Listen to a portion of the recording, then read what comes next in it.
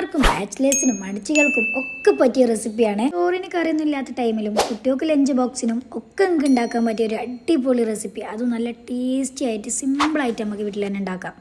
ഐഷ്, ഇതിപ്പോൾ എങ്ങനെയാടോ ഇത് ഉണ്ടാക്കാന്നല്ല നിങ്ങൾ ചോദിക്കണേ. എന്നാ കുറിച്ച് ഇങ്ങൾക്ക് നമ്മൾ റെസിപ്പി പറഞ്ഞതായിരിക്കുമോ? അപ്പോൾ ആദ്യം തന്നെ ഒരു മുട്ട എടുത്തിട്ട് അതിലേക്ക് കുറച്ച് ഉപ്പ് ഇട്ട് കൊടുത്ത് നന്നായിട്ടൊന്ന് ബീറ്റ് ചെയ്തെടുക്കുക.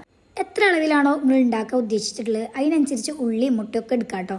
നമ്മൾ കട്ട് ചെയ്യുന്നതിനും ഒരു ടേസ്റ്റ് ഉണ്ട് എന്നാണ് എൻ്റെ ഒരു ഒപ്പീനിയന്. അതുകൊണ്ട് തന്നെ ഇത് നൈസിൽ കട്ട് ചെയ്യാം കേട്ടോ. ഇനി ഒരു പാൻ എടുത്തിട്ട് അതിലേക്ക് വെളിച്ചെണ്ണ ഒഴിച്ചു കൊടുത്തിട്ട് നമ്മുടെ ഉള്ളിയും പച്ചമുളകും ഇതൊക്കെ ഒന്ന് വഴറ്റിയെടുക്കുക. ഇനി അതിലേക്ക് പെട്ടെന്നൊന്ന് വയന്ന് വരുന്നുണ്ടെങ്കിൽ കുറച്ച് ഉപ്പും കൂടി ഇട്ട് കൊടുക്കാം കേട്ടോ. ശേഷം മഞ്ഞൾപ്പൊടി ഇട്ട് കൊടുത്തിട്ട് ഒന്നും കൂടി ഒന്ന് വഴറ്റി കൊടുക്കാം കേട്ടോ. ഇതിലേക്ക് ഒന്ന് സൈഡിലേക്ക് മാറ്റി കൊടുത്തിട്ട് വീണ്ടും വെളിച്ചെണ്ണ ഒഴിച്ചു കൊടുക്കാം കേട്ടോ. മുട്ട പാർന്നു കൊടുത്തിട്ട് ഒരു 3 സെക്കൻഡ് അങ്ങനെ വെക്കാം കേട്ടോ. അത് കഴിഞ്ഞിട്ട് ഒന്ന് മിക്സ് ആക്കി കൊടുക്കുക കേട്ടോ. ഇനി നല്ല കൈ വിടാതെ ഇളക്കി കൊടുക്കണേ. ആ മിക്സിങ് ഒന്ന് നിങ്ങൾ ശ്രദ്ധിച്ചാൽ നല്ല അടിപൊളി പെർഫെക്റ്റ് ആയിട്ട് കിട്ടും കേട്ടോ. നല്ല ടേസ്റ്റ് ഉണ്ടാവും. കരിവേപ്പില ഇതാ ഇതുപോലെ ഒന്ന് പിച്ചിട്ട് കൊടുക്കുക. ഇനി കുറേ നേരം ഒന്നിങ്ങനെ ജസ്റ്റ് ഒന്ന് വഴറ്റിയെടുക്കണം കേട്ടോ. ആ മുട്ടൊക്കെ ഒന്ന് വേറിട്ടെടുക്കണ വരെ. ഇനി ഒന്നും നോക്കണ്ട, പോയി ഉണ്ടാക്കിക്കോളി. അപ്പോൾ ഓക്കെ, ബൈ.